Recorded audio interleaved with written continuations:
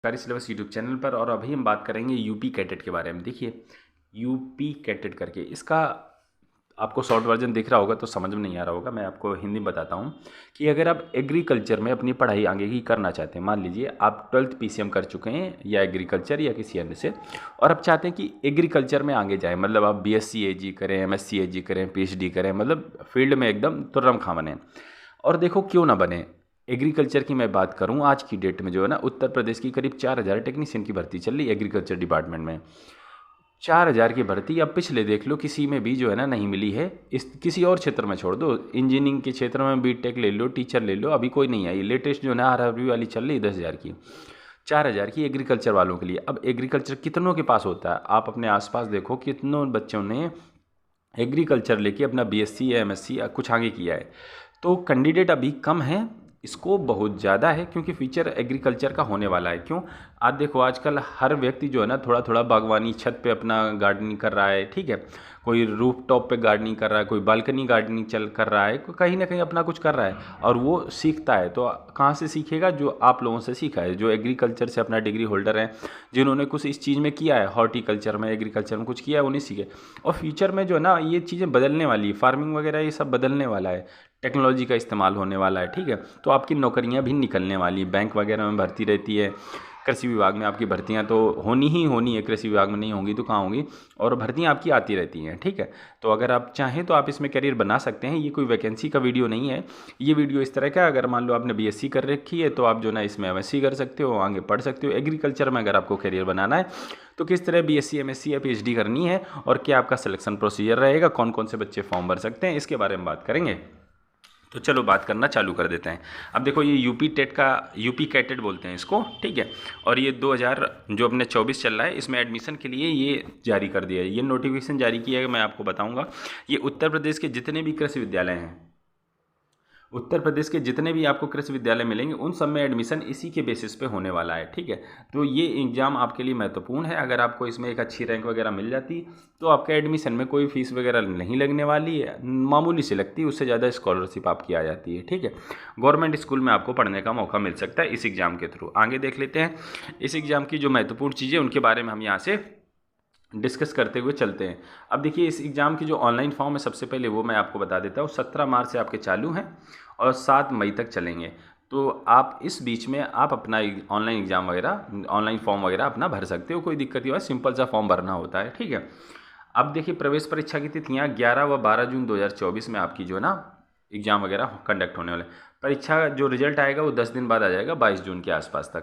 प्रवेश पत्र आपका 27 मई से मिलने लगेगा। तो ये कुछ तिथियाँ थी, इसके बारे में हमने बता दिया।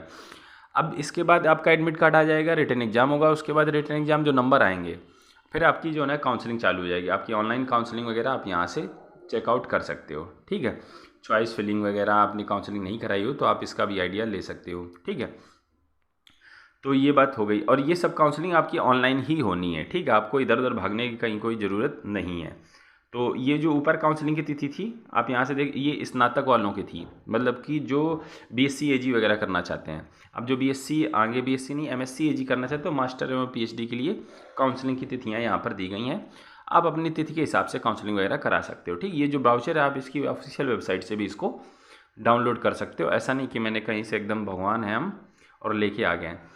और जो है ना ये चीज़ आपका जो सत्र प्रारंभ होना, मतलब कि जो आपकी जिसे पढ़ाई चालू होनी है, वो 3 सितंबर से आपका सत्र प्रारंभ हो जाएगा। चाहे आप किसी में एडमिशन लो, चाहे बीएससी करो, चाहे एमएससी करो। ये इसकी ऑफिशियल वेबसाइट है, इस पर जाकर आप अपना ऑनलाइन एप्लीकेशन भी भर सकते हो। और ये जो मैं आपको दिखा रहा हूँ पीडीएफ वगैरह, ये भी आप वहाँ से चेकआउट कर सकते हो, कोई दिक्कत की बात नहीं है। अब देखो इसे जिसे यूपी कैटेट बोलते हैं, ये केवल ऑनलाइन आवेदन ही होना है आपका, ये चीज़ आप ध्यान रखिएगा। और सारी चीज़ें इस वेबसाइट से डाउनलोड कर सकते हो, ये हमने बता ही दिया। अब आगे देखते हैं जो चीज़ें ज़रूरी हैं उनके बारे में हम थोड़ा सा बात कर लेते हैं। अगर आप जो है ना इस एग्ज़ाम के बारे में जानना चाहते हो तो आप यहाँ से इसको थोड़ा सा पढ़ सकते हो, ठीक है। तो इसमें कुछ खास आपको जो ना जानने की ज़रूरत नहीं है। अब ये जो एग्ज़ाम कंडक्ट करवा रही यूनिवर्सिटी वो है Sardar Vallabh Bhai Patel university of agriculture and technology, Meerut, Uttar Pradesh. ये यूनिवर्सिटी उत्तर प्रदेश के हर कृषि विश्वविद्यालय के लिए एग्ज़ाम कंडक्ट करवा रही। इसी के आधार पर हर कृषि विश्वविद्यालय में जो कि उत्तर प्रदेश में स्थित है एडमिशन मिलेगा आपको, ठीक है। अब इसमें बहुत सारे, अब जो ये यूनिवर्सिटी हो गई, इस यूनिवर्सिटी में देख सकते हो आपकी जो ना कौन कौन से कॉलेज हैं, ये सब कॉलेज इसी यूनिवर्सिटी में आते हैं। ठीक है। एक कानपुर में बड़ी फेमस यूनिवर्सिटी है आज़ाद, उसके भी जो भी कॉलेज वगैरह हैं आपको जो है ना यहाँ पर मिल जाएंगे। और ये देखो यहाँ से जो है ना, ये बांदा की एक university, Banda university of agriculture and technology limited, limited नहीं हो सकता, बांदा है ये, ठीक है, लिमिटेड कंपनी होती है। और इसके अंतर्गत ये जो कॉलेज रहते हैं आप यहाँ से देख सकते हो, ठीक है।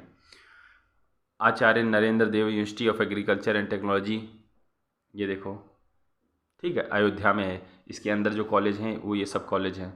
तो किसी भी कॉलेज में अगर आपको एडमिशन लेना है तो आपको इस यूनिवर्सिटी के थ्रू, इस फॉर्म के थ्रू ही आपको मिलेगा।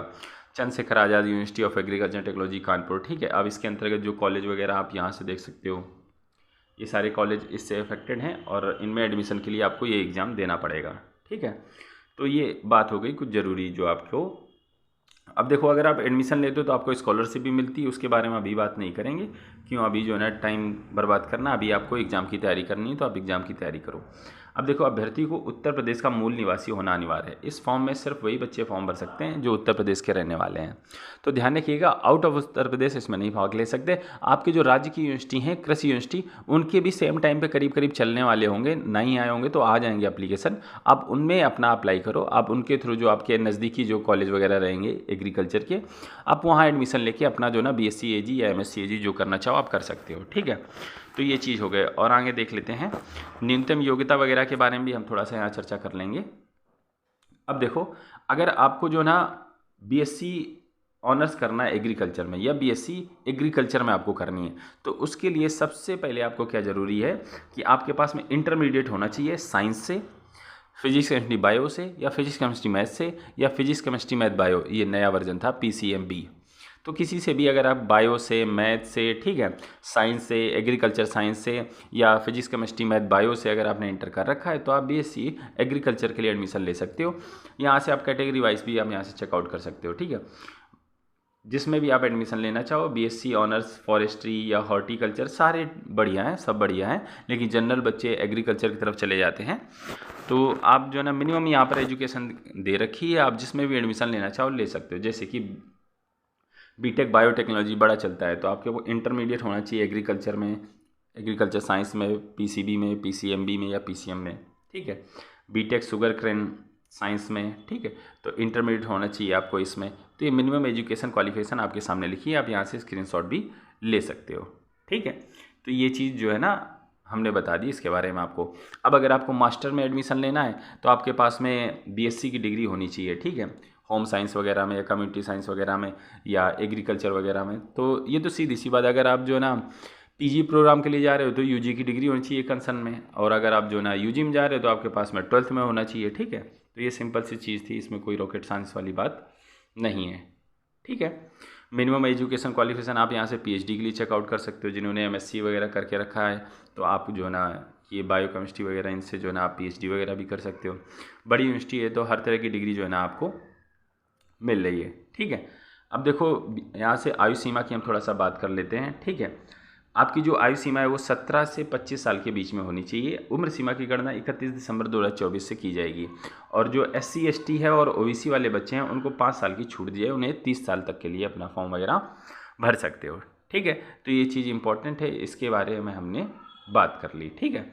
अगर आप जो है ना BSc एंड पाठ्यक्रमों के लिए जा रहे हो, मतलब ग्रेजुएशन के लिए जा रहे हो, तो आपके पास में जो है ना ये चीज़ होनी चाहिए। और एक चीज़ यहाँ से और बता दूँ, अगर आप मास्टर्स एवं PhD के लिए जा रहे हो तो आपके लिए उम्र सीमा की कोई ज़रूरत नहीं है। आप कितनी भी उम्र के हो तो आप मास्टर्स कर सकते हो या PhD कर सकते हो। But in case of graduation में BSc AG करना चाहते हो तो 17 से 25 साल आपकी उम्र होनी चाहिए। कैटेगरी में हो तो आपको थोड़ा सा छूट मिल जाएगी 5 साल की, ठीक है। अब आरक्षण भी आपको मिलेगा SC ST वालों को, OBC वालों को, इन लोगों को जो ना सीट में आरक्षण आपको जो ना मिल जाएगा। जो कॉलेज में सीटें रहती हैं वो कैटेगरी वाइज भी आपको जो ना मिल जाएगी, ठीक है। ऑनलाइन आवेदन करना कोई बड़ी बात नहीं है, तो आप जो ना आसानी से इसका ऑनलाइन आवेदन कर सकते हो। लॉगिन वेबसाइट पर जाकर हम थोड़ा सा आपको सिलेक्शन प्रोसीजर बताने की कोशिश कर रहे हैं कि आपको जो ना ये जब आप परीक्षा केंद्र का चयन करोगे तो आप परीक्षा केंद्र वरीयतानुसार आप भर सकते हो। ये कोड है आपके, उत्तर प्रदेश में ये सारे एग्जाम सेंटर हैं। आपको जो सीरियल नंबर से मांगा जाए, जो आपके पास में हो आप उसे थोड़ा 1 नंबर पर देना, जो दूर हो उसे 2 नंबर या आगे करके दे देना। अब सामान्य वर्ग वालों से 1350 रुपये फॉर्म फीस है, SC ST वालों से, ठीक है, तो उनसे काफ़ी कम फीस है 1100। देखो कितना अंतर रखा है, 250 का अंतर है। भाई जो है महिमा अपरंपार है, क्या बताएं। ठीक है, अब परीक्षा पद्धति आपको बता देता हूँ कि आपको जो है ना क्या क्या आपको जो है ना एग्ज़ाम वगैरह में रहेगा, उसके बारे में थोड़ा सा हम बात कर लेते हैं। ठीक है, अब देखो अगर आप जो है ना जा रहे हो आगे, जैसे बीएससी के लिए आप जो है ना बीएससी एग्रीकल्चर के लिए फॉर्म वगैरह भर रहे हो, तो आपके लिए यहाँ से आप चेकआउट कर सकते हो। अगर आपने 12th में किया है फिजिक्स केमिस्ट्री बायो से और अब एडमिशन ले रहे हो बीएससी एग्रीकल्चर के लिए, तो आपके पास में ये सब्जेक्ट रहेंगे, आप यहाँ से चेकआउट कर लो। अगर आपने 12th किया है पीसीएम से, तो आपको इन सब्जेक्ट में जो है ना एग्ज़ाम देना है बीएससी में एडमिशन के लिए। तो जनरली मैं आपको यहाँ से फिजिक्स केमिस्ट्री बायो वालों को बता देता हूँ क्या क्या चीज़ें रहने वाली हैं। तो सबसे पहले जनरल नॉलेज रहेगा, 20 क्वेश्चंस रहेंगे। ठीक है, और फिजिक्स रहेगा 50 क्वेश्चंस रहेंगे 50 नंबर के, केमिस्ट्री 50-50 की, और सबसे ज़्यादा बायोलॉजी है 80-80 की। तो इस तरह आपके टोटल 200 प्रश्न हो गए, 200 अंक हो गया। अगर आपने पीसीएम मतलब फिजिक्स केमिस्ट्री मैथ से आपने जो है ना 12th किया है और आप बीएससी में एडमिशन ले रहे हो, तो जनरल नॉलेज आएगा 20 नंबर का, फिजिक्स 50 नंबर की, केमिस्ट्री 50 नंबर की, और गणित 80 नंबर की। ठीक है, तो ये चीज़ें आपकी जो है ना इम्पॉर्टेंट है। अब अगर आपने 12th जो है ना किया है एग्रीकल्चर से, ये पीएजी जैसे नहीं, तो आपने एग्रीकल्चर से कर रखा है फिजिक्स और एग्रीकल्चर लेके, तो आपके पास में क्या क्या चीज़ें पूछी जाएंगी। जनरल नॉलेज 20-20 का रहेगा। ठीक है, एग्रीकल्चर फिजिक्स रहेगी आपके पास में। ठीक है, agriculture chemistry, agriculture zoology, botany, agronomy, ठीक है, animal husbandry, dairy, horticulture, agriculture engineering और मैथ्स वगैरह। तो इस तरह टोटल मिला के आपका भी 200 नंबर का ही होगा। अगर पीएचएस का मतलब है अगर आपने होम साइंस में कर रखा है 12th और आप जो है ना बीएससी में एडमिशन लेना चाहते हो, तो general knowledge, English, Hindi, sociology, economics, geography, home science रहेगा। टोटल 200 नंबर का आपकी रहेगा, आपको एडमिशन लेना है अगर जो है ना एग्रीकल्चर बीएससी में। तो इस तरह हमने थोड़ा सा आपको सिलेक्शन प्रोसीजर वगैरह भी बता दिया है। ठीक है, तो ये चीज़ काफ़ी इंपॉर्टेंट रहती है कि आपको जो है ना चीज़ें पता होनी चाहिए, नहीं तो आगे जो है ना दिक्कत रहती है। अब अगर आपको इंटरेस्ट है तो आप जो है ना इसमें आप अपना ऑनलाइन एप्लीकेशन वगैरह भर दो और जो है ना एग्ज़ाम की अपनी तैयारी करो, कोई दिक्कत की बात नहीं है। अगर आपका जो है ना आ जाता है तो बढ़िया से आप जो है ना ठाठ से एकदम रंगबाजी के साथ में आप अपना बीएससी एग्रीकल्चर करो और उसका डिटेल तैयारी करो, फिर आने वाले एग्ज़ाम में बीएससी एग्रीकल्चर हो जाएगी। उसके बाद में लॉट्स ऑफ वैकेंसियाँ हैं, बहुत सारी वैकेंसी आती रहती है। अगर आपकी अच्छी तैयारी है तो ज़रूर कोई ना कोई आपको नौकरी मिल जाएगी। ठीक है, या आप ज्ञान बढ़ाना चाहें तो आप आगे भी डिग्री करो। ठीक है, तो इस छोटे से वीडियो में इतना ही रखना चाहेंगे। हम आपसे मिलते हैं अगले वीडियो में, तब तक के लिए वंदे मातरम।